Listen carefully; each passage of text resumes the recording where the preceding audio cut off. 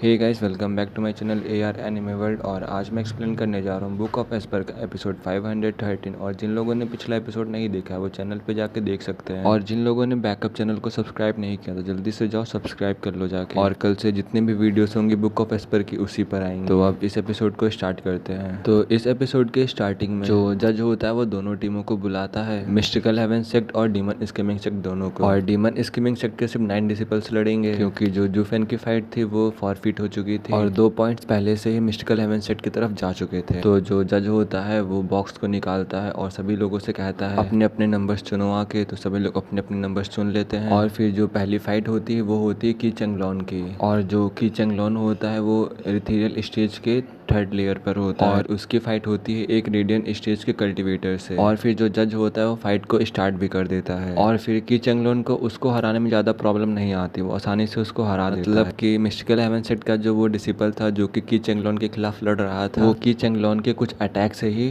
इस दुनिया से गायब हो चुका था, मर चुका था और अब उसका नामो निशान यहाँ से मिट चुका था। और फिर जो जज होते हैं वो भी अनाउंस कर देते हैं कि जो पहली फाइट है वो डीमन स्कीमिंग सेक्ट जीत चुका है। सॉरी, ये दूसरी फाइट थी, पहली फाइट तो फॉरफिट हो चुकी जो कि जूफेन की थी। और जो ये डिसिपल हारा था की चंगलॉन से वो मिस्टिकल हेवन सेक्ट का इतना अभी स्ट्रॉन्गेस्ट डिसिपल नहीं था, बट जो मिस्टिकल हेवन सेक्ट के स्ट्रॉन्गेस्ट डिसिपल थे उनकी फाइट होने वाली थी weakest disciple of demon scheming sect, कुई गैंग, यूयर, टी यांग। इन वीकेस्ट डिसिपल से फाइट होने वाली थी strongest disciple of mystical heaven sect. और फिर जो फिंडियन होता है वो कहता है तुम तीनों लड़ने वाले हो स्ट्रॉन्गेस्ट डिसिपल से मिस्टिकल हेवन सेक्ट के, और तुम लोगों को अपनी पूरी पावर लगानी होगी उनके अगेंस्ट में, और कुछ भी हो जाए तुम्हें उनसे हारना नहीं है। और फिर हमें कुई गैंग को दिखाया जाता है। जो कुई गैंग की फाइट होती है वो होती है सुइरहुआ से जो कि रेडियन स्टेज के 9th लेयर पर होती है। और जो कुई गैंग था वो था रेडियन स्टेज के 6th लेयर पे। तो फिर जो कुई गैंग था वो भी थोड़ा सा नर्वस था इस फाइट को लेकर। और सुइरहुआ के पास 7th ग्रेड का एक ट्रेजर भी था जो कि एक स्वॉर्ड थी, तो उसके खिलाफ लड़ना बहुत ज्यादा ही मुश्किल था कुई गैंग के लिए। तो फिर जो जूफेन होता है वो कुई गैंग, यूयर और टी यांग इन तीनों से ही कहता है अगर तुम लोग इस फाइट को हार भी जाते हो तो कोई टेंशन की बात नहीं है, हमारे पास 6 डिसिपल हैं जो कि इथेरियल स्टेज के और हम लोग 6 फाइट आसानी से जीत सकते हैं। तो तुम लोग अब रिलैक्स हो सकते हो और ज्यादा टेंशन मत लो। तो फिर जो वो तीनों लोग भी होते हैं वो लोग भी जूफेन की बात सुनकर रिलैक्स हो जाते हैं और अब उन तीनों को ही थोड़ा सा अच्छा लग रहा था। और जब की चंगलॉन ने उसको हरा दिया था मिस्टिकल हेवन सेक्ट के डिसिपल को, तो मिस्टिकल हेवन सेक्ट के जितने भी लोग थे बहुत ज्यादा गुस्सा हो गए और मिस्टिकल हेवन सेक्ट के लोग थे वो कह रहे थे क्या डीमन स्कीमिंग सेक्ट हमारे डिसिपल्स को मार भी सकता है? हम लोगों ने ये नहीं सोचा था कि डीमन स्कीमिंग सेक्ट खून लेने पर उतर आएगा। और जब की चंगलॉन स्टेज से नीचे आता है तो फिर जो फिंडियन होता है वो की चंगलॉन से कहता है तुम्हें इतना भी जल्दी नहीं करना था, पहले उसे तुम्हें टॉर्चर करना चाहिए था, फिर तुम्हें उसे कुचलना चाहिए था। और फिर जो की चंगलॉन होता है वो कहता है मैं इतना भी बुरा नहीं हूँ कि मैं टॉर्चर करके किसी को मारूं। और फिर जो फिंडियन होता है वो कहता है तुम्हें इतना भी सोचने की कोई जरूरत नहीं है, तुम डीमन स्कीमिंग सेक्ट के डिसिपल हो और तुम्हें ये सब करने में बिल्कुल भी शर्माना नहीं चाहिए और जितना उन्हें तड़पा सको उतना तड़पाना चाहिए। और फिर जो नेक्स्ट फाइट होती है वो होती है बाइलियान की। और जो बाइलियान थी वो भी इथेरियल स्टेज के 3rd लेयर पर थी और अब वो भी स्टेज पर जा चुकी थी। और जो मिस्टिकल हेवन सेक्ट का डिसिपल था वो भी वहां पर पहुंच चुका था बाइलियान से फाइट करने के लिए। और फिर बाइलियान भी ज्यादा समय नहीं लेती, बाइलियान भी कुछ समय में उसको मार डालती है। और इन दोनों ने ही बिल्कुल भी दया नहीं दिखाई थी उनके ऊपर और इन दोनों ने ही मिस्टिकल हेवन सेक्ट के डिसिपल्स को मार डाला था। और ये देखकर मिस्टिकल हेवन सेक्ट बिल्कुल भी खुश नहीं था और बाइलियान उसकी लाइफ लेकर तुरंत वापस आ जाती है स्टेज से। और फिर जो जज होता है वो भी अनाउंस कर देता है जो सेकंड फाइट है वो भी डीमन स्कीमिंग सेक्ट जीत चुका है। और अब जो नेक्स्ट फाइट थी वो थी गुईहू की जो कि 3rd मैच होने वाला था डीमन स्कीमिंग सेक्ट का। और जो गुईहू था वो अलग ही लग रहा था थोड़ा सा, वो बिल्कुल भी गुस्से को रिलीज नहीं कर रहा था और वो शांति से बस स्टेज पर खड़ा था। और फिर जो मिस्टिकल हेवन सेक्ट का डिसिपल होता है वो भी वहां पर आ जाता है और इन दोनों की भी फाइट भी स्टार्ट हो जाती है और तुरंत खत्म भी हो जाती है। और जो गुईहू था उसने उसको नहीं मारा था मिस्टिकल हेवन सेक्ट के डिसिपल को, बस उसने उसको थोड़ी सी ही चोट पहुंचाई थी और उसको जाने दिया था। और ये वाली फाइट भी डीमन स्कीमिंग सेक्ट जीत चुका था।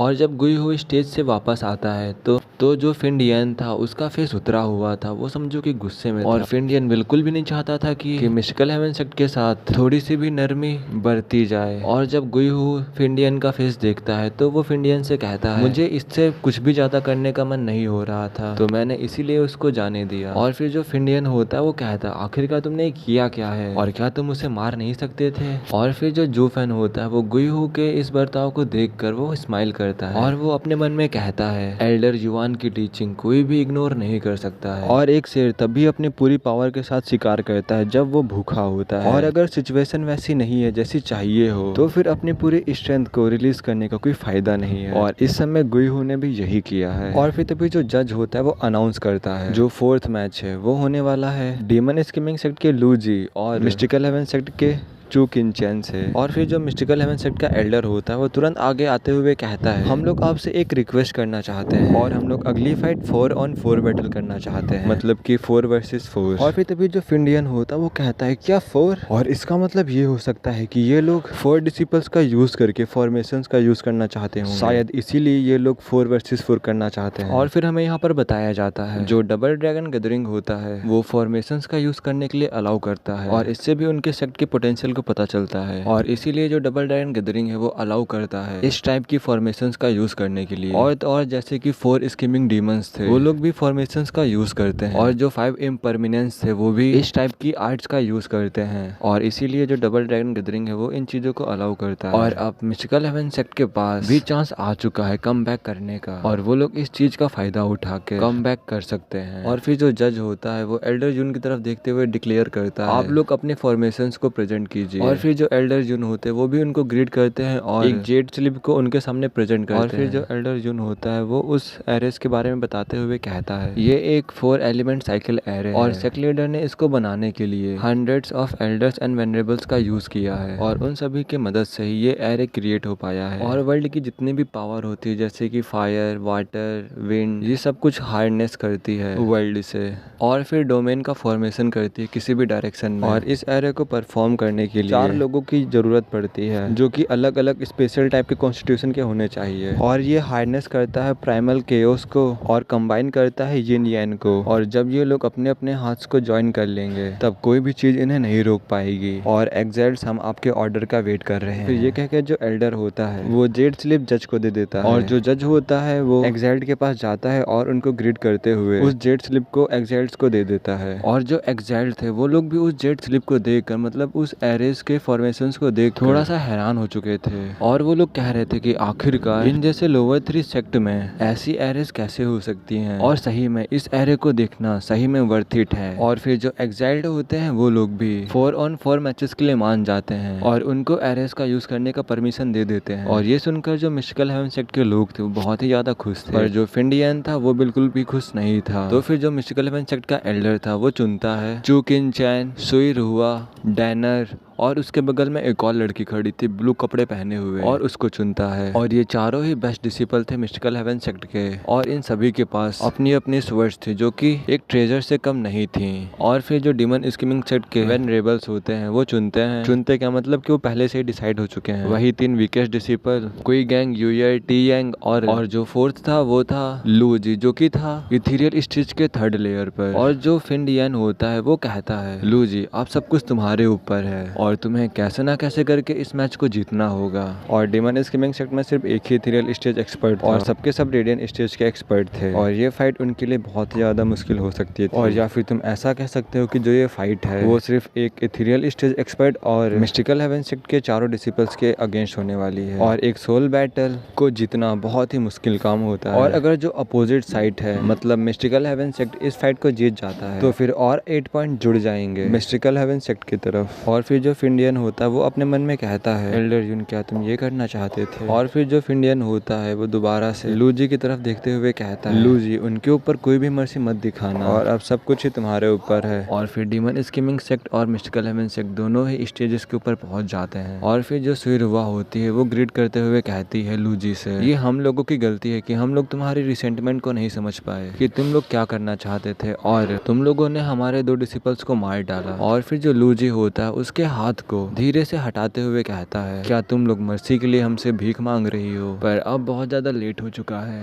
और अब मैं कोई भी दया तुम्हारे ऊपर नहीं दिखाने वाला। और फिर दोबारा से जो सुरवा होती वो कहने जा रही होती, तभी जो सिस्टर चुकिन-चैन होती है वो उसे रोक लेती है और कहती है सब कुछ ठीक है और ये डबल ड्रैगन गैदरिंग है और हमें यहाँ पर अपने ग्रजेस लेकर नहीं आने चाहिए। और फिर तभी जो लू जी होता है वो चुकिन-चैन का मजाक उड़ाते हुए कहता है हंसते हुए, तुम बस जू फैन की एक ओल्ड फ्रेंड के अलावा कुछ भी नहीं हो और क्या तुम्हें अब समझ में आया? और मैं तुम्हारे ऊपर भी कोई मर्जी नहीं दिखाऊंगा। और जो जू फैन था वो इन सब चीजों को दूर से देख रहा था और इस टाइम पर जू फैन के फेस पर एक अलग ही एक्सप्रेशन था। और फिर तभी जो चुकिन-चैन होती है वो हंसते हुए कहती है, क्या तुम मुझसे डरते हो? चलो तब भी ठीक है। और तो और हम लोगों ने पहले ही डिसाइड कर लिया, हम लोग अपनी अपनी खुद की लाइफ जिएंगे और हम लोगों की खुद की अलग लाइफ है। और तभी जो लू जी होता है वो जू फैन की तरफ देखता है। जू फैन के अनकेयरिंग एटीट्यूड को देखकर जो लू जी था वो शांत हो गया और लू जी अपने मन में सोचता है, जू फैन को देखकर ऐसा नहीं लगता कि जू फैन इस लड़की की परवाह करता है और ये मेरे लिए भी ठीक है और मैं आशा करता हूँ कि तुम लोग मुझे अपोजिट सेक्स के ऊपर अटैक करने के लिए कुछ नहीं कहोगे। और इसके बाद लूसी इथेरियल स्टेज की थर्ड लेयर की पावर को रिलीज करता है और इस समय उसके चारों तरफ ग्रीन ग्रीन ऑरा रिलीज हो रहा था और एक ग्रीन टाइप का अटैक उन लड़कियों की तरफ शूट कर देता है। और फिर जो वो लड़कियां होती है वो कहती है ये एक सोल अटैक है, जल्दी से सभी लोग फॉर्मेशंस बनाओ। और फिर जो वो चारों लड़कियां होती है वो लोग आपस में गैदर हो जाती हैं, मतलब कि पास पास आ जाती हैं और फिर अपनी ब्लेड्स को पॉइंट करती हैं उस अटैक की तरफ और तभी उनके सामने एक बैरियर फॉर्म हो जाता है। और जो उसका अटैक होता है, जो सोल अटैक होता है, वो बहुत ज्यादा पावरफुल होता है और वो अटैक उस बैरियर से जाके हिट होता है और उस अटैक से बहुत ही ज्यादा लाइट चमकने लगती है। और उस अटैक होने के बाद जब लू जी देखता है तो उसकी आंखें खुली की खुली रह जाती हैं और ये बिल्कुल भी एक्सपेक्ट नहीं कर रहा था कि इस जैसा एक सिंपल बैरियर इसके सोल अटैक को रोक लेगा। और जितने भी ऑडियंस होती है वो भी ये सब कुछ देखकर हैरान हो जाती है और वहाँ पर बैठे हुए सभी लोगों को कॉमन नॉलेज थी कि चाहे कोई भी रेडियन स्टेज का एक्सपर्ट हो, वो इथेरियल स्टेज के एक्सपर्ट के अटैक से बिल्कुल ही नहीं बच सकता है। और अभी भी ये लोग रेडियन स्टेज के कल्टीवेटर इथेरियल स्टेज कल्टीवेटर के सामने के अगेंस्ट में फाइट कर रहे हैं। और जो एक्साइल्ड डबल ड्रैगन्स थे वो भी इससे इम्प्रेस हो चुके थे और वो एक्साइल्ड्स कहते हैं सही में ये कॉम्बिनेशन आर्ट कुछ काम की तो है। और फिर जो लू जी होता है वो दोबारा से एक सोल अटैक को बनाने लगता है और वो सोल अटैक बहुत ज्यादा ही पावरफुल लग रहा था और सभी लोग ही उसकी तरफ देख रहे थे। और इस टाइम पर जू फैन भी टेंस हो चुका था लू जी के इस सोल अटैक को देखकर। और इस टाइम पर जू फैन की राइट आई में गोल्डन हेलोस ग्लो होने लगे थे, मतलब कि जू फैन की राइट आई गोल्डन कलर में चमकने लगी और वो तैयार हो चुका था रिस्क्यू करने के लिए, उन सभी को बचाने के लिए। और जब जू फैन उनको देखता है कि उन्हें कुछ भी नहीं हुआ है और जो चुकिन-चैन है वो भी ठीक है और शांत है, तो जू फैन भी थोड़ा शांत होता है। और इस टाइम पर कुछ भी फर्क नहीं पड़ता था कि जू फैन ने चुकिन-चैन से डबल ड्रैगन मैनर से पहले जो कुछ भी कहा था उससे फर्क नहीं पड़ता है। भले ही इन्होंने कहा था कि डबल ड्रैगन मैनर के अंदर अब उनका कुछ भी लेना देना नहीं है,